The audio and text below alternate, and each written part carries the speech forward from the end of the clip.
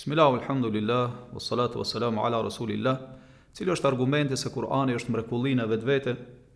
Për argumenteve është se ky Kur'an ka zbritur në një periudhë më të gjatë se 20 vjeçare, duke i sfiduar njerëzit më elokuent, që mund të shpreheshin në mënyrën më të qartë e më të bukur, pra popullin arab.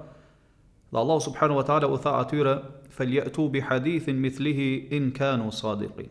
Le ta sjellin pra ata diçka të ngjashme, le të përpilojnë ata diçka të ngjashme me Kur'anin, nëse janë të vërtetë në atë që pretendojnë.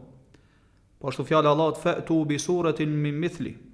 Silleni pra një sure të ngjashme sigur ajo e Kur'anit.